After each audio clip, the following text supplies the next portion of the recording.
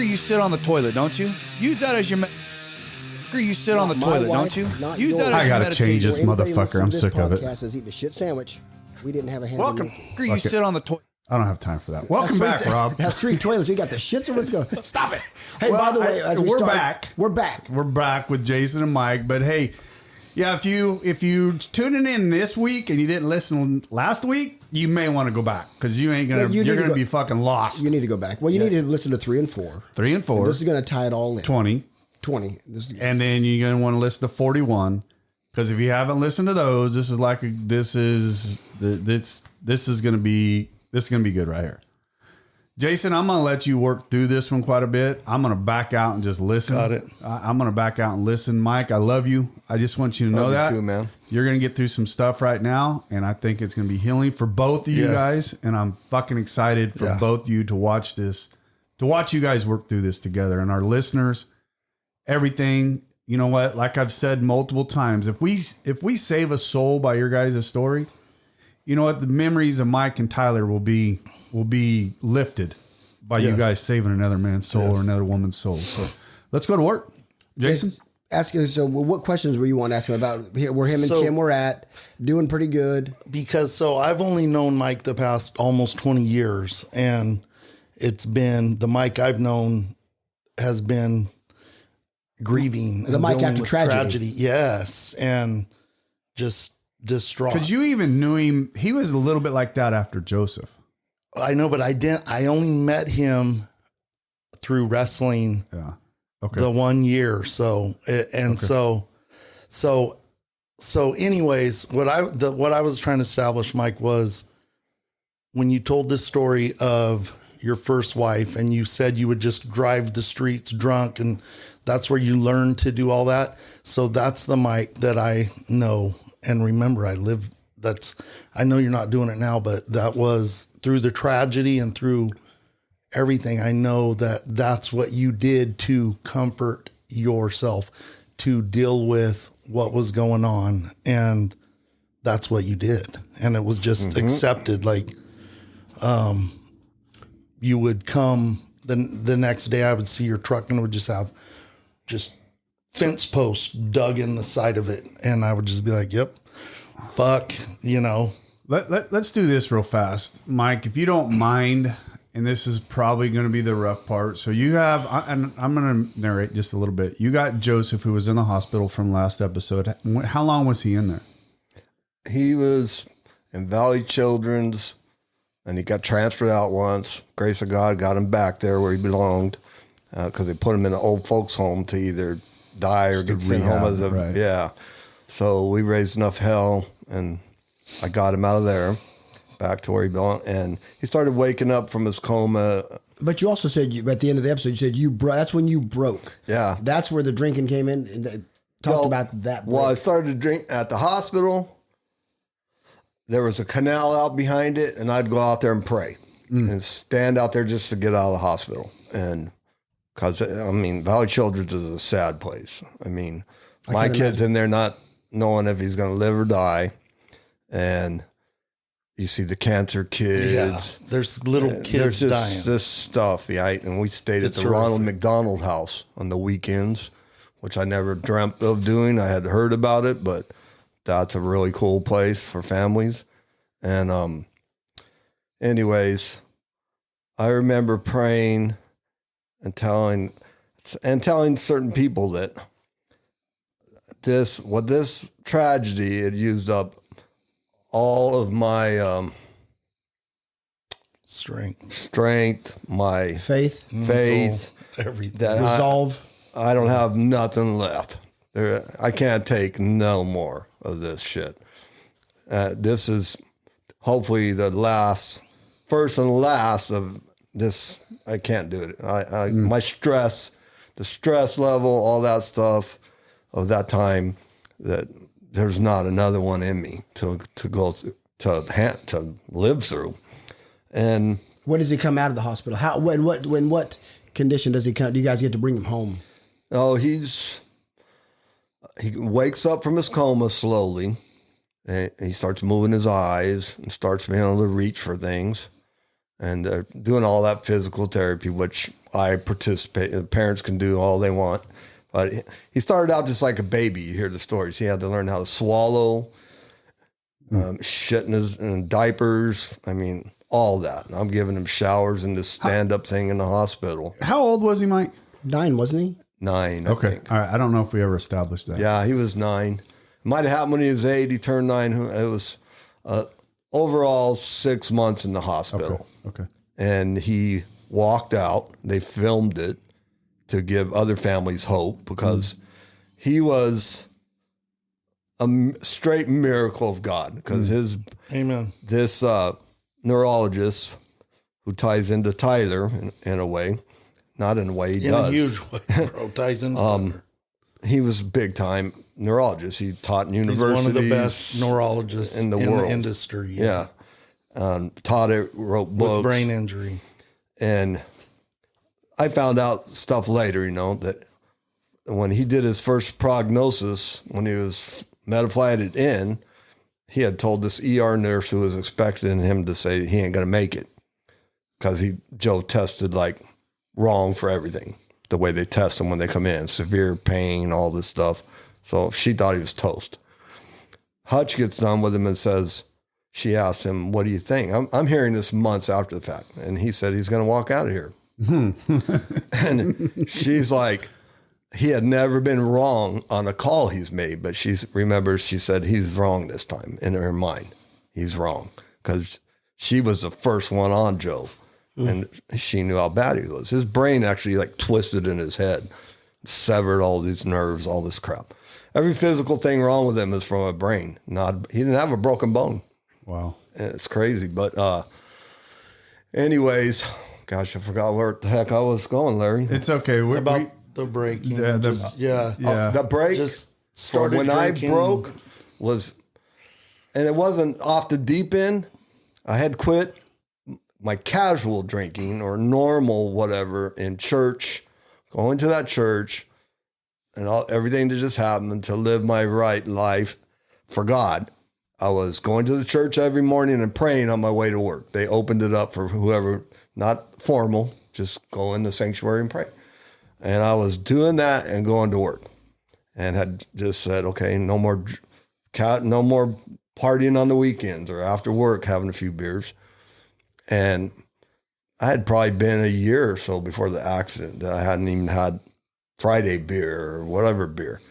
And on that canal bank at the hospital and all this, when I'm saying you can't take no more. I can't never ever do this. This is too much. I've been there. There was a liquor store right there behind the hospital, and I walked in there and got me a tall can and drank it. And it didn't start there. And I just had that beer. And I remember feeling guilty about it, but I remember saying, I can't do this. I can't take this shit. I needed some kind of relief or whatever you're saying.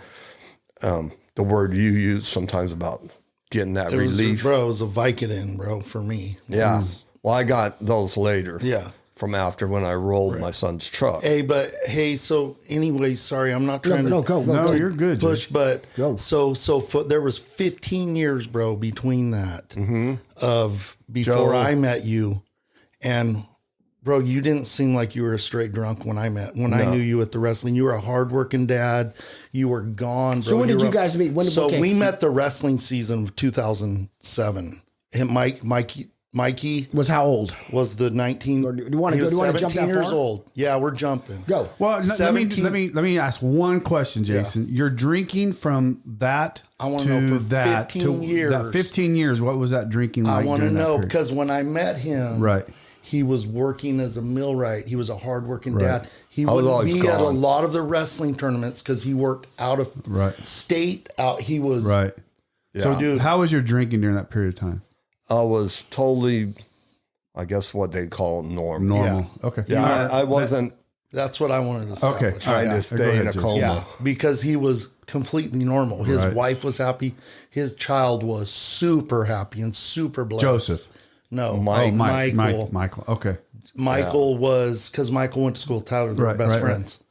They freaking, they had an amazing life. His dad he had a 72 Michael drove around a 72 C10, 4-wheel drive, lifted, just hot rod, dude. And him and Tyler drove around just like rock stars in the high school, like you did, Rob Thomas, just like you, bro. But that's the life his dad provided. So I knew that he wasn't a wreck. He was living a good, solid life. Yeah, I was. Yeah. I probably had beers, but I'd be out working on the property and have a beer while I was out there building. So after Joseph, you brought Joseph home. You and Kim started raising him and Mike, and just started living. Little Mike, basically was affected from Joseph's wreck because he was he was a year old or under. He was walking, still in diapers, all that, and so life got all focused on Joe. That mayhem and tragedy, and so it affected Michael in his first couple years. Okay, because he didn't get left on the side, but he was in the hospital running around like it was home. Right. Yeah. One thing though, I'd say was like with Tyler and Micah, my son, Micah always had someone to play with because they were a little bit slower. Okay. And so Michael had to have Joseph. That's my brother, right. And to go sit on his lap. I could picture that. Had to be like that, bro. Yeah. I know. That's a good point. I was there. I could picture that happening. We lived on South 5th, and I could be in the kitchen making dinner because Kim was working nights or something at Save Mart or wherever she was, and they'd be sitting in front of the TV watching cartoons. Just Joe was head injured, but he was coming out of it. And slowly, but he could talk and walk and all that. But about the same mentality as Michael about them. Yeah. So they grew up tight, but Michael's like got affected by it because it was just crazy. Hey, so now I want to jump forward, guys. I want to jump forward on this. So Mike, I'm going to bring up some heavy shit. All right, bro. Are you okay? Yeah. I'll find out. So fucking Mike, I don't know if you remember this, but dude, I remember the day of the accident, and I remember 2007. Am I correct? 2000, yeah, May 7th, 2007. See, I have to hear it. I don't. You don't. He don't remember. It's all a big blur to him still. So, because Mike's never dealt with this shit. I want to get something up for my listeners. Mike, how long are you sober right now? Right, 8 months. Okay, go ahead. The most I've ever known him sober. He's doing the best I've ever seen him, man. I just want our listeners to know where Mike's at. I want it to get better, man. Yeah. Go ahead. Hey, so anyways, the boys that day, Tyler, they went to an all-star wrestling practice for the San Joaquin Valley, section, all-star team, traveling high school wrestling. Yes. So they went to that practice. Where were they headed? To Pittman High School, bro, okay. for the.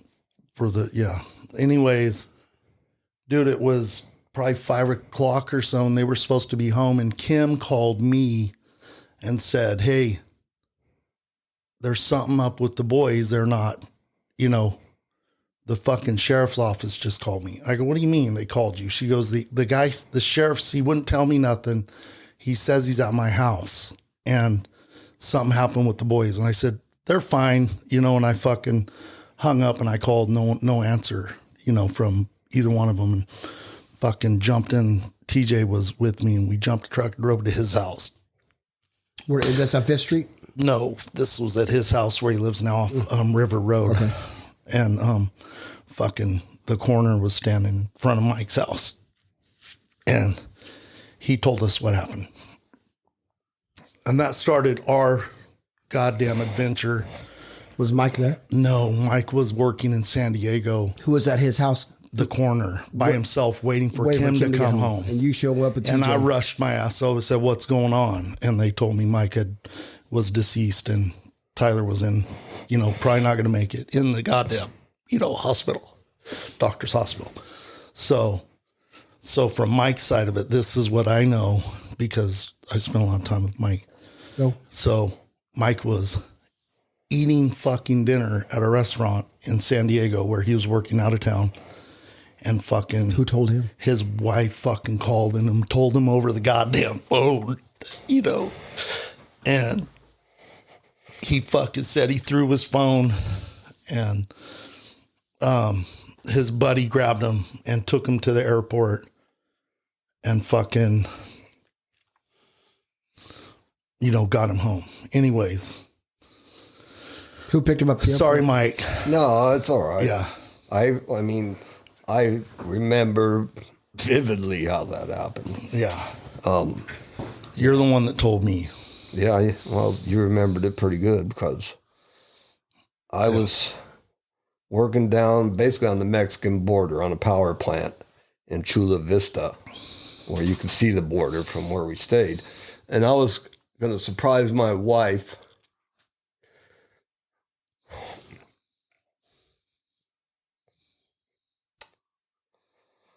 I went down there. I used to never travel that far because if I didn't have to, I wouldn't. But there was a gap between jobs, and we were going to go to Hawaii or something. And I was getting out of the job a couple days early, and I went down there to make money just because I could make a lot of money in a couple weeks, and that will help while we're gone for a couple weeks, right? And so I'm going to surprise my wife. I'm leaving after dinner. The guys took me out for a see you later dinner, sitting there in the restaurant. And I'm going to drive home and surprise my wife. Just come in the door and go, hey, you know, be there a day before we're leaving instead of the day we're leaving. And we rented a condo from these kids we were raising's grandma that had this condo down there. Well, her daughter, can't think, Shauna. We're in this restaurant in Chula Vista, and all of a sudden, I look up and I see Shauna walking towards me. And I'm like, and she goes, hey, I need to talk to you. And I go, I thought it was going to be about dude smoking weed on the balcony at the condo, and then we're in trouble, right? And I go, well, you can tell me right here. And she goes, no, we need to go outside. And so we walk out the door, and I stop, and she goes, further. And she keeps walking. Then I start freaking out like, what the fuck? Something's wrong, right? Why does she keep going no further? We stop again. I go, hey, Shauna. And she keeps walking till we get around the side. And we get around the side. I go, Shauna, what the fuck's going on? And she hands me a phone with my wife on it. Mm. And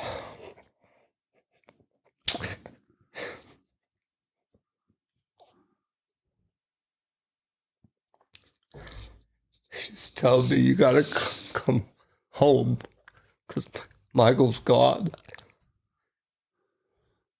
And I don't remember what she said after that, but I threw the phone, tore up the chain link fence in the parking lot, threw myself all over the ground in the parking lot, just screaming. And then somehow they gathered me up to get to the airport because my truck and tools, all everything is down there, but that's like, whatever. So they get me to the airport, and they're just trying to get me to stay calm enough to be able to get on the airplane. And I wasn't drinking. In fact, Shauna bought me a drink to try and get me to settle down. So, because they were all worried I wasn't going to be able to get on the plane. And so I got on the plane, and my best friend, he's standing behind me in the ticket line. I'm like, what are you doing? He goes, I'm going with you. You think I'm going to let you get on this motherfucker by yourself? Yeah.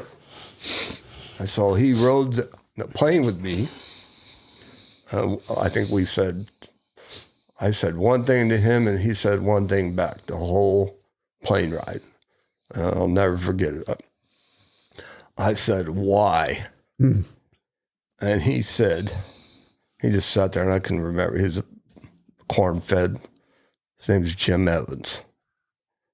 And a true friend. Nobody else I could imagine doing this. And, you know, getting on a plane and turn around and getting on the plane and go back to work.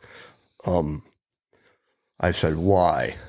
And he said, eye hasn't seen nor ear heard what God has planned for those who love. That's all. It's the only words that were spoken. Good man. And we get to the airport, and my wife's there, and whoever's there with her, I don't remember, and we drive. And I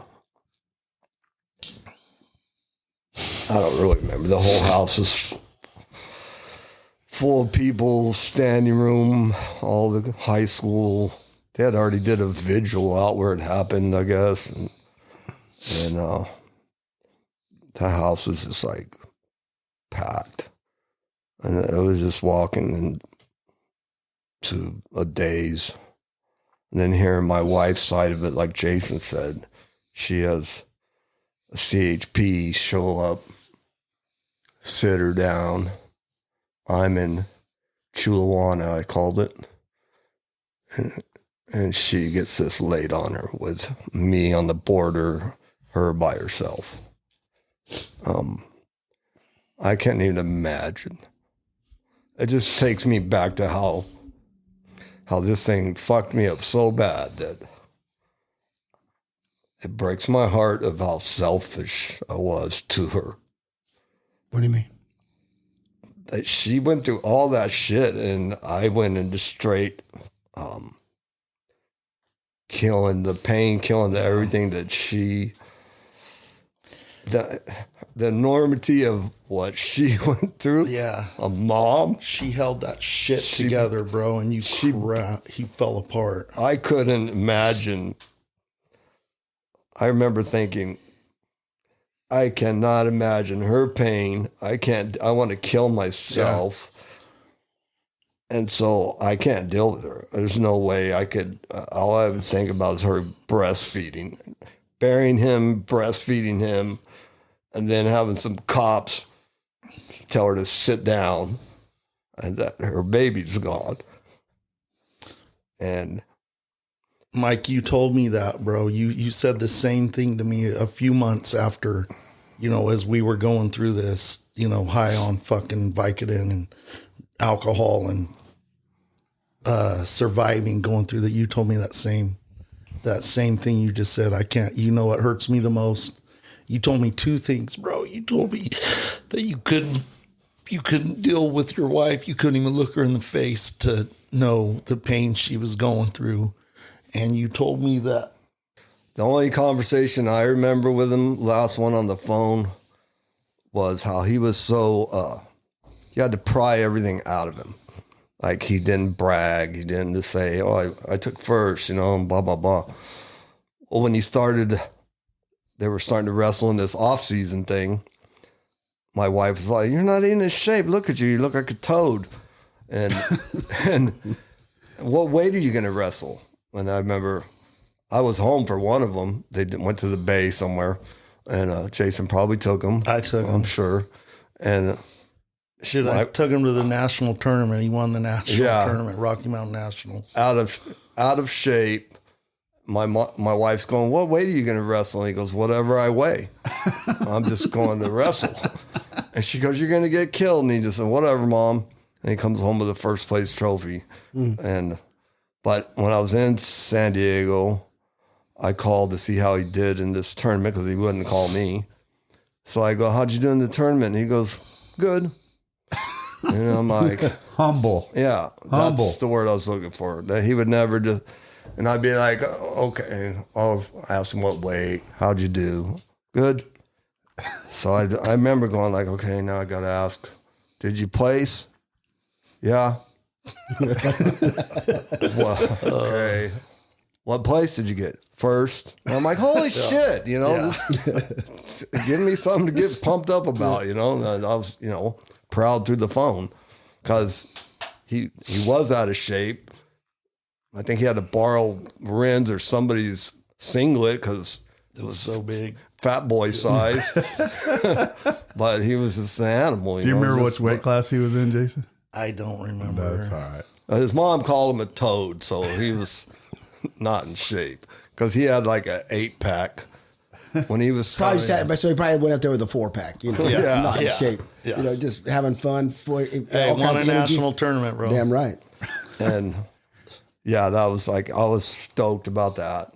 Just, hey, but so through the tragedy, and I just want to kind of stay, I want to lead into where, you know, this thing went and the impact, Mike, that you had on my life and Tyler's life, my whole family's life. And I know we had a huge impact on your life too, bro, because like I said earlier, I believe that we're the reason you kept alive, because you were bound and determined to die, not by your own hand, but any other way. And you were good with just it. like you did, just like I did. And I felt, and he still feels those feelings. I don't feel those anymore, man. I know. But so Tyler, after we buried Michael, Mike knew that Tyler was in a coma, the same as Joseph. And he came to the hospital and he realized right away that he'd been here before. And he started putting input in to, hey, Dr. Hutchison is the best neurologist and Joseph went through this, and we got a hold of Dr. Hutchinson. Mike called him. He went on he took their case. He took our case. Because of Mike called. Because of Mike. And he got him transferred to the Children's Hospital. Just, it all took off from there. And through all that, like, just to wrap all that up in a cap, we were super blessed to have Tyler come back the way he did, because a lot of kids don't come back. And it was a lot of hard work on all of our part getting here.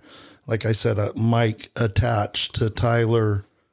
His whole life was wrapped around, you know, coming and helping Tyler, coming to my house every day, and no matter what it was. And yeah, we drank beer and took our pills and did and talked and the best we could. And this guy's we wouldn't talk about much, but you know, his friend, one of your friends gave you a knife. I think when he got on an airport, you had a switchblade knife that you would pull out and you would stab everything around you.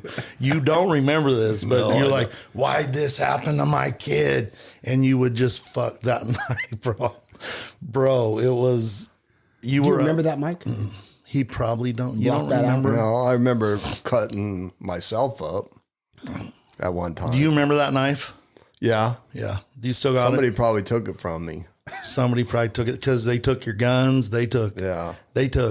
Well, now tell me about the times he would end up on your doorstep. You'd walk out. And that was constant though. That was Mike. And you remember that? Mike would get in his Chevy truck and he would always have his beer. And dude, that was packed ice chest. It was never a packed ice chest. The only time I would stop would be to load it back up. Yeah, he had a packed ice chest. But he would come and he would stay with me for 4, 5, 6 hours. You know, that was just our deal. That's what we did. And you were drinking then too, Jason? Oh, yeah, okay, bro. so you guys you're in misery together at this point. I wasn't as drunk as he was. I wasn't as bad as him. Come now. He was bad. Yeah. But I wasn't drinking as much, but I was taking the happy pills, man. Okay. That made me okay. I can make it through this and gave me hope. Right. You know what I mean? But he was taking happy pills and drinking. He would get hammered. Let me ask a question real fast, Mike. When Jason got sober, how did that? Do you remember that? Was that like? You know, I found out he was sober was when he walked in a meeting. Yeah, I was sitting in. So me and Mike. Oh, wow, okay. Me and Mike had spent probably 2-3 solid years together. So 2007, 2010. Yeah, approximately. I bought my house up in Bridal Ridge. He helped me paint. He was a part of the family. He was a fixture with Tyler. Dude, he would come he took Tyler to the CIF state tournament in Bakersfield, bro, by himself, which is Tyler can't walk or move or feed himself or any fucking thing. And this dude took him to watch the state tournament, bro. Stayed in hotels with him. Dude, this guy took Tyler everywhere. He just got on the way here. He just told me a story of taking Tyler. He would take him and take his shotgun and drive out in the middle of Warnerville Road and set up cans and let Tyler shoot. Mike was telling me about that yesterday. Shotguns and letting him drive. And that he just let him be the most human being that he could be. He had a blast. Because he understood. He did have a fucking blast. Thank you for that, Mike. You fucking gave my son a lot of life before the end of his life. I would tell him, drive it. He took off. I could still see his face. He'd be looking at me. Yeah. Like, what the fuck am I doing? Yeah. And this grin he'd get. Yeah. And he had the steering wheel and his legs stretch out. He could move it a little bit. I go, okay, you got the gas, you got the brake. All right. I get in. I seat belt and everything. It was safe as it could be. And I mean, I wasn't going to let the kid. He's going to wreck with it. Anyway. I wasn't going to let the kid get hurt, though. And he was just lit up like a freaking Christmas tree. And he's going real slow, and he just can't believe he's driving. And he's like, looks at me, and I go, "You all right? Good?" And he's like, and I go, "Well, drive it like you stole it." And he looks at me, and what? And we're going like, yeah. And he's just like, yeah. And I go, stop sign. And he took it off the gas. I go, get the brake a little. And he gets the brake, and we stop. I go, right on. You got it. Okay, let's go. And he starts real slow again. And I go, drive it like you stole it, Tyler.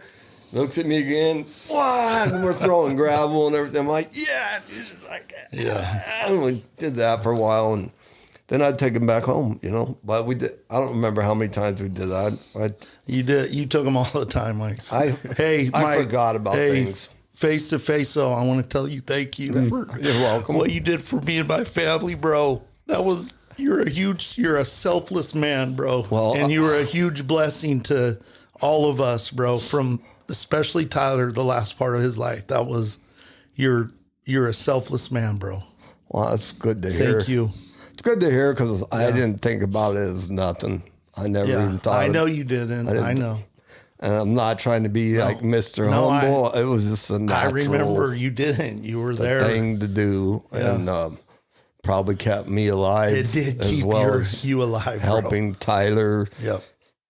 Because I would get just so tired of seeing him lay there that I just have to get him out of there. Let's talk about. So you went into rehab first, Mike, before Jason got sober, bro. That was just a little quick just to make his wife happy, bro. I was talking to him on my smuggled cell phone, bro. We've been in the hospital several different times when he's in there with freaking pancreatitis. Pancreas. He's dying in there. They're saying he may not make it, and he's going, bro, bring me some fucking Vicodin right now. Wow. They won't let me. They won't let me. Dude, yeah. And I'd bring it to him, and he's not supposed to drink. How are you going to fucking swallow this, bro? And he'd chew them up. Dude, no.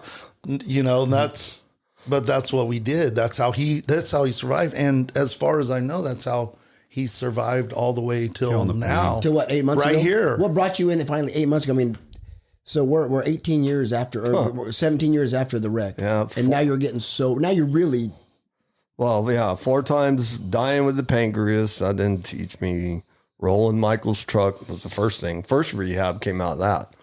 Rolling that truck on whatever road that is by the canal. We just drove by it. I was just about to end up in the canal. I was in the last house on the right before the canal. And we Mike, just do you still have that truck? No, I finally let somebody take it that was going to rebuild it and did they do it? Do you know? He's working on it, but he promised me he was going to. You need to talk to him, bro. Let's try to get that truck back and let's us do it. Yeah, it's there. Yeah, I had it sitting there forever. Going to do it, but I couldn't look at it. I know. So I rolled it, who knows how many times, but that was the first rehab. 4 rehabs, 4 hospital dyings. The last one, 8 months ago, it was just God's time, I guess, timing, because I was still in the same place, drinking from when I was awake till if I was awake, I was drinking. What about the pills? No, I was off them for the last couple, 2-3 years. You can only do those for so long, man. And in fact, I had a couple left once, and I actually took them for the right reason, and they didn't even faze me. Well, I used to I never ran out. I had a crooked doctor who kept me in full supply. I never. Wait, he wasn't crooked. He told you that most people in your situation would kill themselves, And so he felt like he was doing he was saving your lesser of life two evils by giving you the pills that were keeping you alive versus you just straight killing yourself. And he said it would be better for you to go to a rehab down the road someday, like we are right now. Yeah. And be able to pull your life together and make it through this fucking tragedy. Yeah. Because the pills just kept on forever. I didn't need them, you know. No, he was keeping your ass Yeah, alive. I had no ailing things, but let's see. I started like just like, I don't know, getting sick of it. Sick of seeing the pain in my wife's face. Sick of the way she was having to live because of me. Because right after the accident, instead of grieving, my wife had to worry that she was going to bury me the same week. You told me that a few times. I mean, literally, she couldn't even think about her grief because she never knew where I was. And she figured the next phone call was going to be, I'm dead. And that was right off the bat because, like Jason said, I couldn't look at her. I couldn't deal with it. I couldn't look at her. Kind of just made me think back about when Joe's accident. I said, I can't do this again. Yeah. And then a worse thing happened. And I wasn't thinking about that when it happened, but the fact that I couldn't even look at her because I'd want to blow my brains out if I'd thought about her That's pain. what you had told me, bro. Yeah. And my pain. I did enough damage to myself not caring. I mean, I'd be so mad and grieved out. As like you hear those people, they call them cutters. Yeah. I didn't do it a lot, but you can't hardly see it now, but there's a scar from right here to right there and all over my hands that are kind of blending in now that I had a badass Kershaw. I called it the man killer. And I was just sitting behind the reservoir one day, just drinking. I'd go out there and park where I wouldn't bother nobody. I was just, remember screaming and just took that knife and went in my hand and Just to feel something other? I don't know. Yeah. Or just like, I didn't even feel it. I guess. I don't know. I don't know why I did it, but I was like sitting out there with my arm out the window like this. And there's a big puddle of blood under it. And some bicycler drove by, 10-speeder guy, you know, and all of a sudden I hear somebody, hey. And I look up and he goes, are you okay? And I go, yeah, I'm fine. He goes, well, you don't look like it. And he goes, your arm looks terrible. And I looked and I go, it's fine. It's clotting up. And I just stuck my arm back out the window. And he's like, do you want to talk? And I'm like, no, dude, I don't want to talk. And he finally got me out of the truck, sitting on the tailgate, talking. And he goes, you know what? He goes, I work, he's like a RN or something. He goes, your arm needs to get looked at. It's not okay. And I go, he goes, I need to call an ambulance for it. I go, no, dude, I'll drive myself. Thanks for stopping. But so he finally was smart enough to finagle me into letting him call the ambulance. But if I would have known who was going to show up first, I would have never let him do it because it was CHP, sheriffs. The next thing I'm 5150. And so I'm rightfully so. And I'm laying there going, hey man, Oakdale is that way. Where are we going? They really won't answer. And I see where they're pulling up and I kind of know what this place is. NPC? But Medical Psychiatric Center? Yeah. Yeah. And I'm like, no, dude, when you open this door, I'm bouncing. I'm not going in there. The dude treating me in the ambulance is some high school friend of Michael's. He's like, I know who you are. I'm friends with Michael, blah, blah, blah. And it was weird. I told him I'm bouncing. He goes, please don't, because I'm going to lose my job if you bounce. And so I went in. Next thing I'm in Bakersfield, a bunch of freaking nuts playing with green oranges and shit, like talking to themselves. And so, yeah, that went all bad. I forgot where we were going. What brought you into this 8 months? But that's all part of the story. Oh yeah. I couldn't. Oh yeah, there's so much bad that my wife's been. I got finally to a point where I would pray to God to help me stop.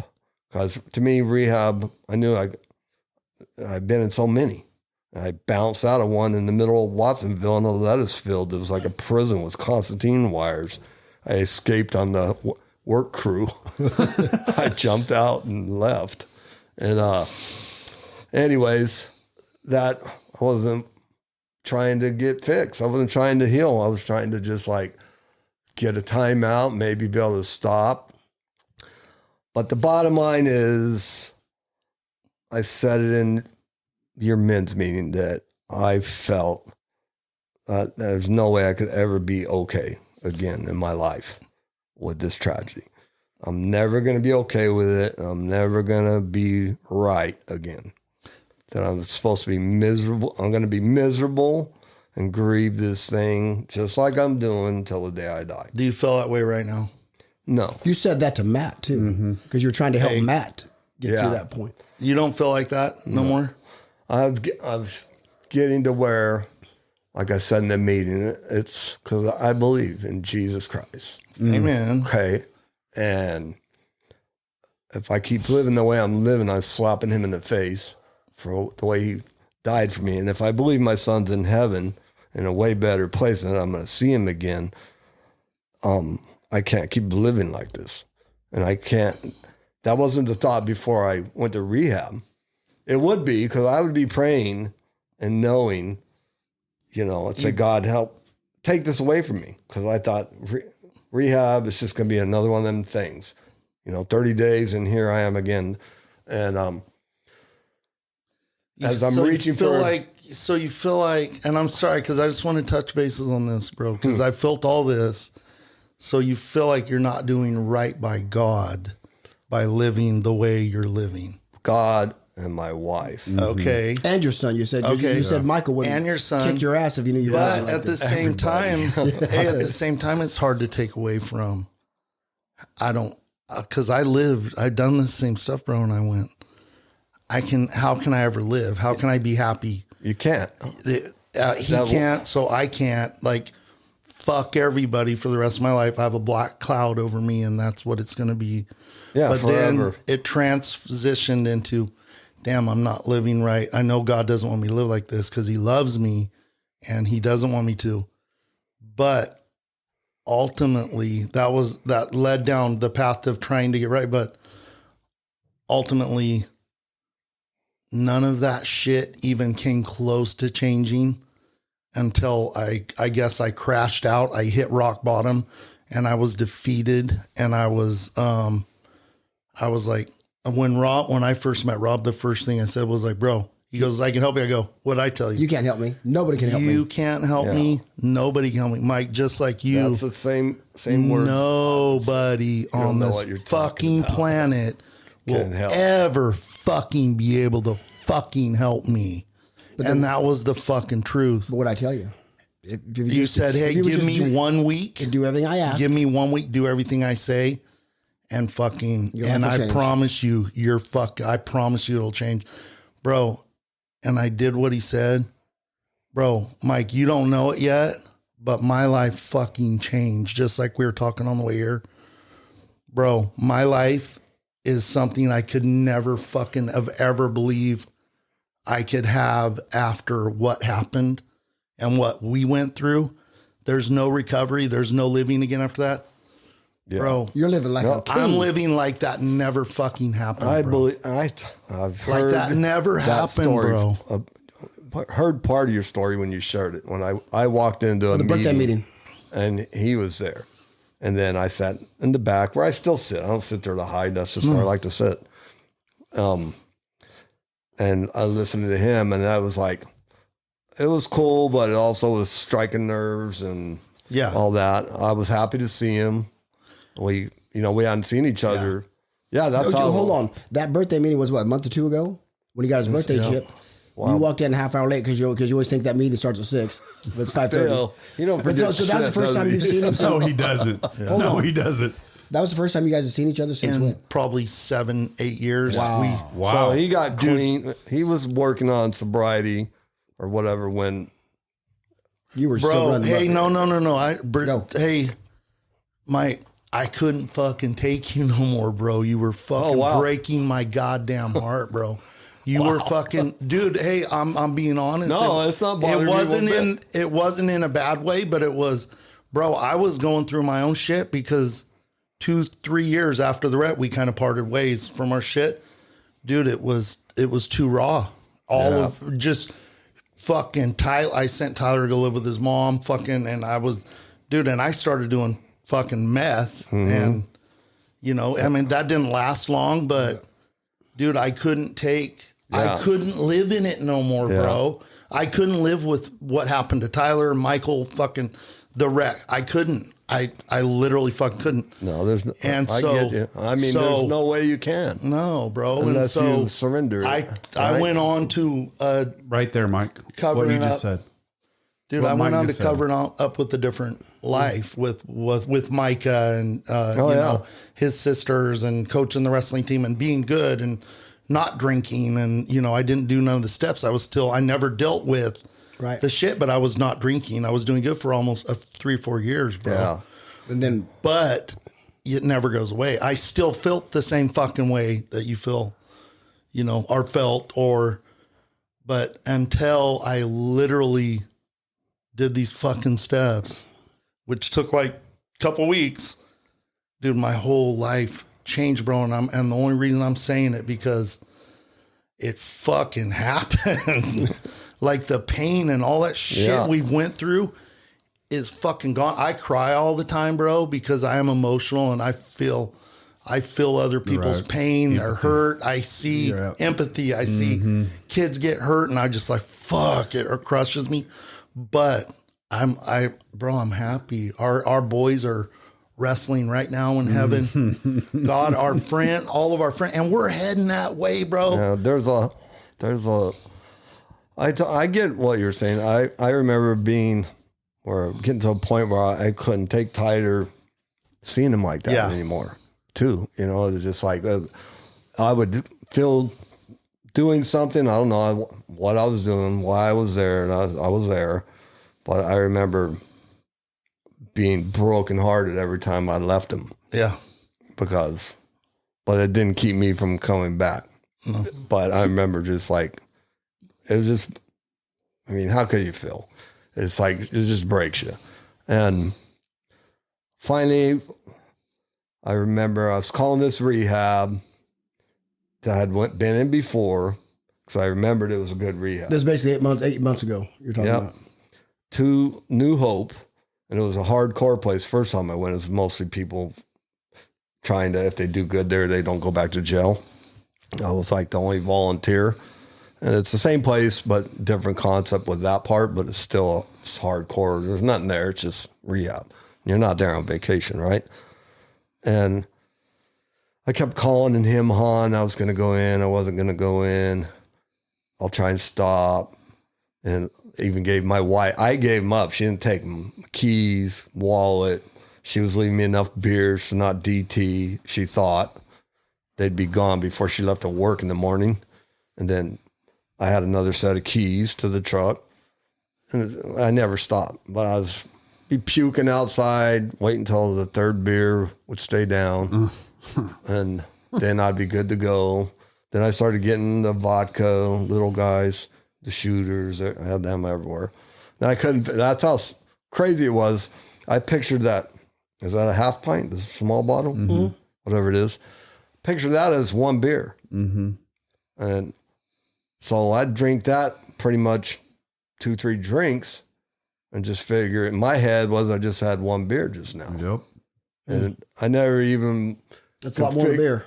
Could figure out why my wife would come home after and well, how much have you drank today? And I'd be like, I just had those beers you left me in the fridge. She'd be like, oh, bullshit. Tell the truth. She's screaming at me. That's when I got up and did that thing. She goes, tell the truth, Mike. Bring it into the light. Quit lying. And she's standing there doing this. Looked like she's directing airplanes. I can still picture it. And I'm like, okay. I mean, I can't just straight lie in her face. And so I went and grabbed the bottle out of the garage, poured it down the sink, and she's just going ape shit. she's storming down the hall, and I knew I had some airliners hidden in the garage, so I ran out there to get a couple of them down before she came back out the hall. I reached where I had them hidden in this football helmet, and they were gone. I'm like, oh, my. She found them. And she didn't let me know for 2 days later. She goes, oh, yeah, nice try with the football helmet. Oh, boy. And I was like, so finally I was puking outside saying, God, what am I supposed to do? And I called said, I'm coming for real. You know, I'd been talking to him a couple weeks. So they said, don't drive, take an Uber. And I'm like, okay, whatever. So I called my wife, tell her I'm going in. She says, I'll come get you. And so she comes and gets me, and it was just different. I was just done. And willingness. Yeah, because God, I love talking about this part a little because people think it's what they use as their excuse. Isn't it God? Because he prayed and he did. I go, God knew what he was doing. He made me willing to take myself in and willing to go. I started working the program. I knew the program. I just never did it. Right. You can't go to 4 or 5 rehabs and not know the program. Yeah, you got to. But if you don't do the program, there you go. You'll never know. You don't get the result. You don't get the reward. Yeah. And I started working my program in there before they were even talking about that part of the program. God was working on my patience, my willingness to listen, and not just trying to stay in my room and tell everybody to screw off and just do my time, right? I went to meetings. I shared in meetings. I was just working it in there. It was just different because God made me willing to go. And then he gave me, like it says in there, God started doing things for me that I couldn't do for myself. But I was willing for him to keep me. I mean, I would have never I sat in 2 meetings before and I'm like, screw this drama. This makes me want to drink. So in there, I've learned to get back in touch with God. I was going to church drinking. I'd have to have a couple shooters. Oh, yeah. I've done that many times. My wife, it didn't make me not believe, but my wife would come. She's a prayer partner and a greeter, and she comes sit down and go, don't talk. And hand me a mint. Like booze? Yeah. And I'm like, okay, here, I'll take the mint. But that's how I went to church. And now even that's better. Because I can listen to the pastor and teach his teaching. Like I said, I go to AA to sit there, not to warm a seat, but now I go to listen. You do more than listen, buddy. And he participates in my Thursday night meeting. He's got some of the best. More than a lot of people. Well, that's happened because being willing and open-minded and sitting there, it's hard for me to sit and listen to because it's just hard. It's a chore. And I've said in there before, and I can picture my wife, and God gave you 2 ears. And one mouth. Listen, and one mouth. If you would listen, and I hear great, but I don't listen good. I'm learning to listen a lot more that I can tolerate. I mean, it's a big chore. If you can sit there and through a meeting and listen to everything. Right. No, it's a chore. It's not easy sometimes to listen to. God put a couple pricks in your way to keep bugging you. How them steps coming, Mike? This guy will bolt. You know what's been so fun to watch, and this is the reason why I'm so happy to have Mike here, is because when Mike first came into the room there in Oakdale, you were there right fresh out of New Hope, and you could see new people when they come into the rooms, right? Oh, yeah. You can see it. He was just broken. And you saw the willingness in his face, right? Second, third, fourth meeting in, he started sharing, or maybe he started sharing right away. And I've said this before, that I saw the light just getting brighter and brighter and brighter and brighter. And then you started communicating more and more and more. But he started communicating that, well, I'm on step 3. Right. But then when he showed up at the Monday night meeting, I'm like, this boy's got it. He's fucking got it. Yeah. And then you shared in, I still remember this, Mike, and I may bring open something you don't want to talk about. And if I do, you can cut it. I think one of the most prolific things I heard you say is when Kim caught you making a noose. Oh. Yeah. If you want to hit on that just for a minute. Oh, yeah. Oh, well, that's how bad it was. The whole thing was, I always say the way I look at it is I just wanted to stay in a coma and not think about what happened. That's why until, like you just said the date, Jason said date, year when it happened, people ask me how long ago was it? I'm like, I don't know. It was yesterday. Because it's still yesterday to me. And it always will be. I don't think about the time. And I don't think about, I honestly don't know the year or the day. I have to go look on the back of the Dodge that somebody put Michael Stillman, Heart of a Champion, and put the year. And hey, better yet, go to where both of our boys are buried, and you'll see it right there. Yeah. Have you been there? I went Christmas with Ken to put it. That's another thing that's gotten once better. or twice or 3 times, 4. Have you been there? Yeah. Okay. Yeah. I'm just because I went for years without going. Man. Yeah. I couldn't. No, I couldn't go. I we went had a little night step workout there. Yeah, we did. I spent a lot of time out there. Yeah. A little help. I went out there and tough. That's why I was asking. See, cleaned up. We'll get him out there.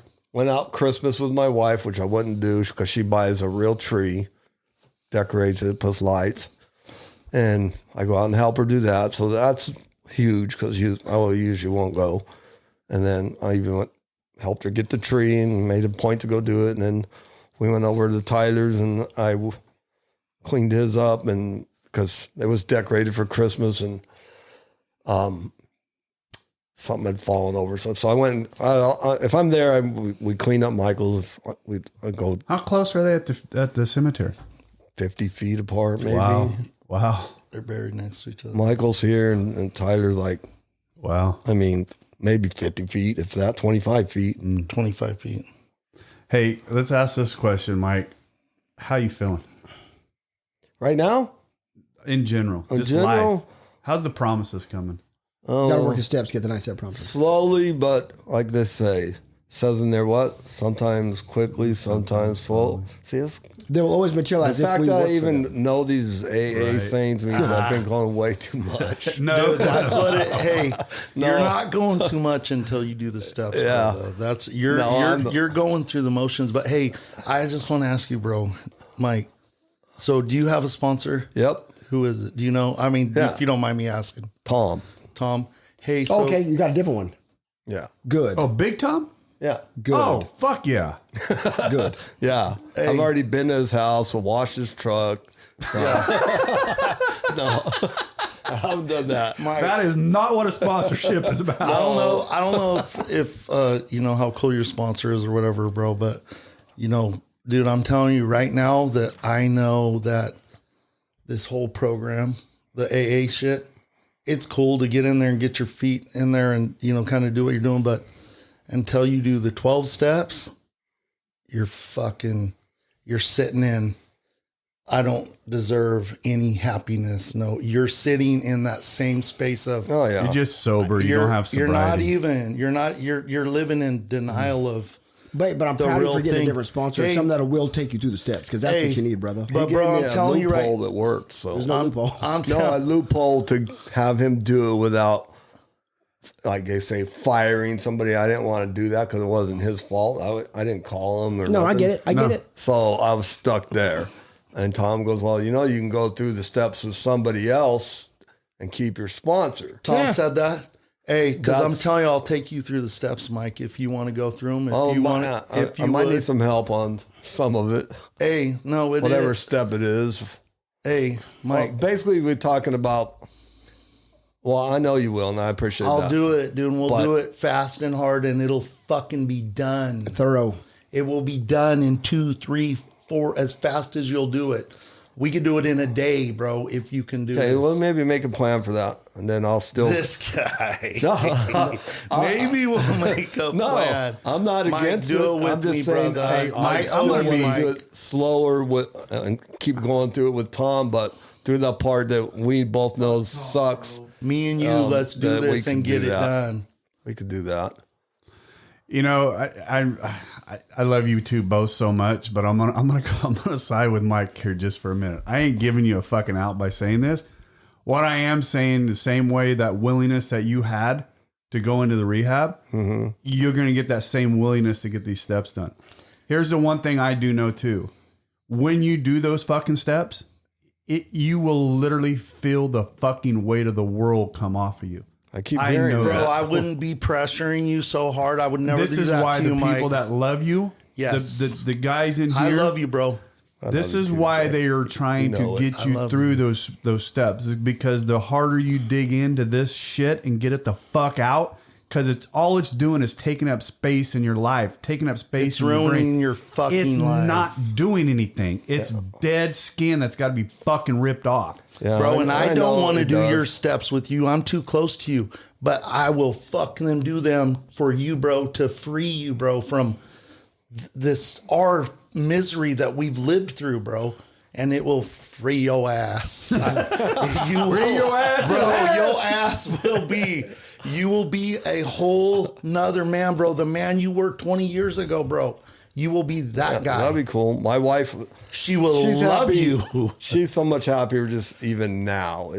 This ain't There's, shit. no, there's a lot more to come. I know there's more to be revealed, like they say. And but for reals, I mean, not little. I've made huge Yes, you have. gains.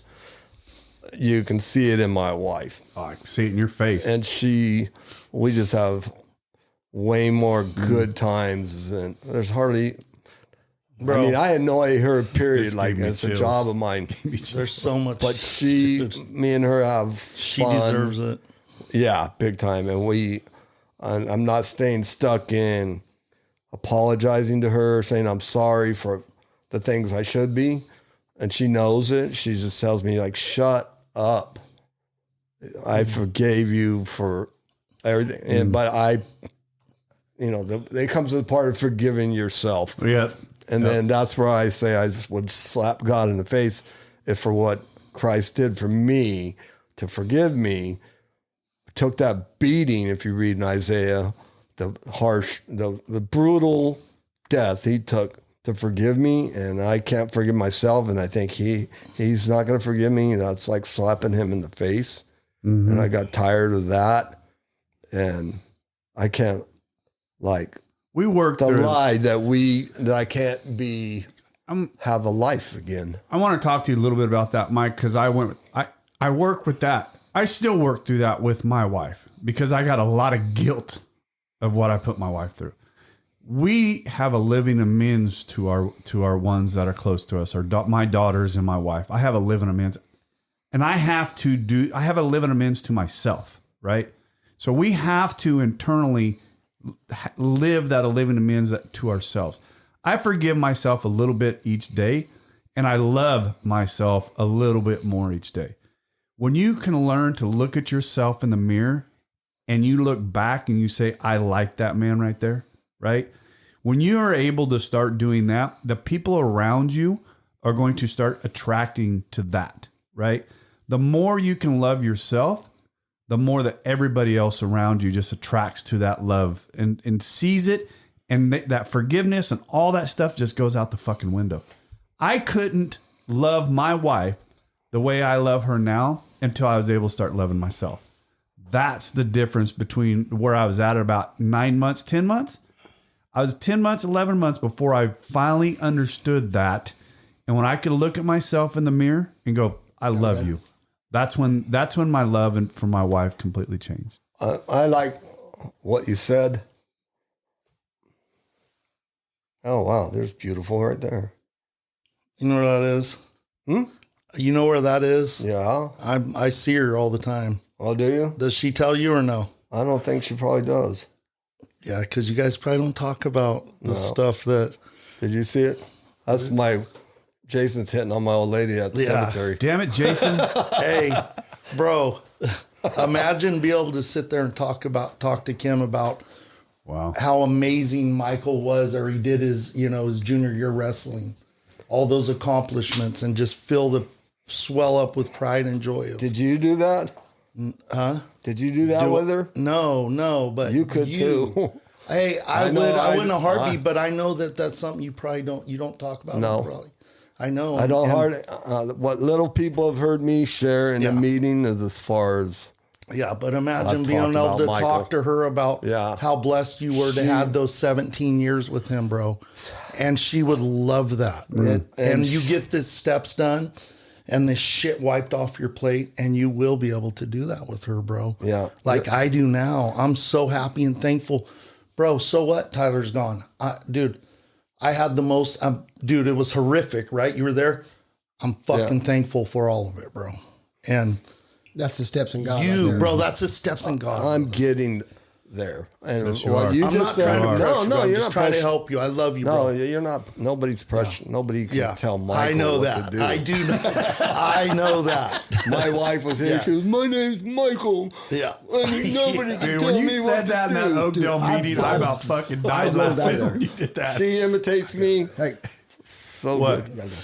Okay. Okay, let me just say real quick on ahead. something Jason said, which is what I've always said I want to do is quit living in misery. And I've said from day one, but it has stopped me that Michael would literally beat my ass if he could come down Hell and see yes. how I'm living Yep. and treating his mom. Yep. Right? He did, one quick note. He I did. want to talk about that prayer, God. Oh, I got to bring it. Yeah, he, I wish I had it with me. I'll get it to you. He whipped my ass before he went home. Christmas or Thanksgiving. It was Thanksgiving, I think. Yeah. And he's in training, right? So he's eating some white meat turkey, just rode around the reservoir on a bike with a garbage bag on, all that stuff. So he's just disciplined as hell. And he's laying there in the entryway in this room we call it the dark room now because it's where a lot of Michael's stuff is. So Damn, that's crazy. when she cleaned his room out, had somebody Fucking come help blows her. my mind. It's called that room where all the people were at when I All his got. trophies and all of his. We call it the shit. dark room. We don't go in there, and it's storage almost like so we're laying like right by there, and my brother's there, and we're all laying there, and I'm looking at Michael, and he's just giving my brother crap, just with his goofy faces, and I'm looking over at him, and I go, I wonder what he could do right now with me on top of him. So I'm plotting there, and I wait for him to turn his head like that, and I jumped on him. And before, I don't even know what happened, I was screaming, okay.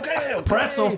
Yeah. And so just like your mom's boyfriend with the chicken wing coming out. yeah. He fucked you up. and he just let go and went back to where he was. Like nothing happened. Yeah, so I'm sitting there going, still thinking about it, going, okay, I'm putting 185 on him. Yeah. All of it. Yeah. Because He I can't didn't just whoop me. jump Yeah. on him and start doing this. Yeah. You know, I just jumped on him. But Yeah.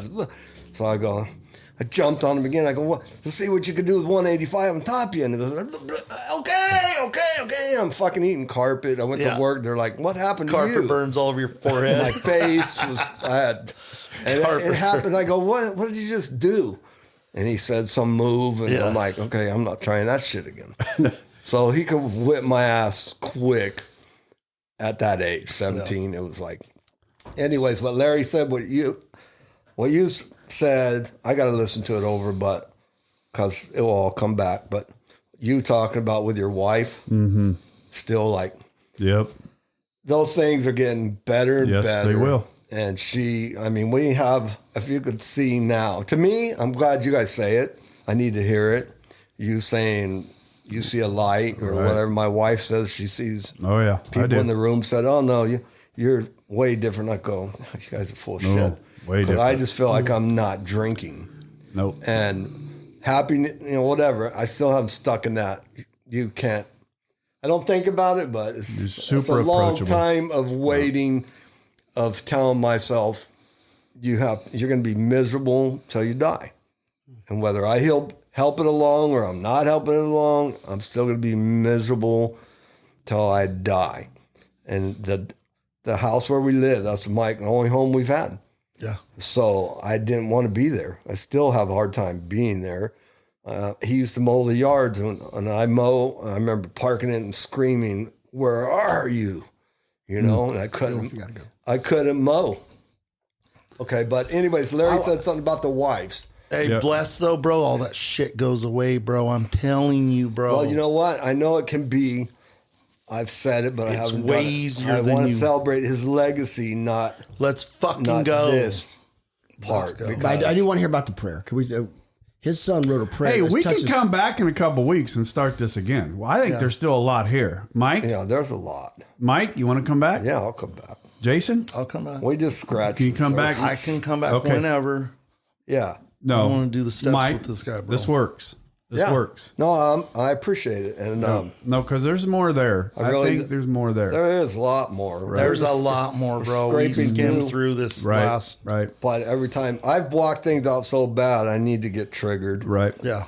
Like on the way here, we drove by where I rolled the truck. What was we that? didn't even talk about the goddamn truck, bro. I wanted to have that in there. Hey, here's what we're gonna do. We're Kill it. We're gonna reschedule this. We're gonna reschedule this. We're coming back. If you want to reach out to me or to Rob or to Mike or Jason, recoveryunfilteredpodcast@gmail.com. We're coming back with these two. There's more story here. We're going to get to the end of it. Love you guys. Give us a call. Love you. Thank you for joining us today. We hope you learned something today that will help you. If you did not, come back next week and we'll try again. If you like what we heard, give us a 5-star review. If you don't like what you heard, kiss my... You can't say that, can you? Anyway, if you don't like what you heard, go ahead and tell us that too. We'll see what we can improve. We probably won't change nothing, but do it anyway. Hey, thanks, Rob.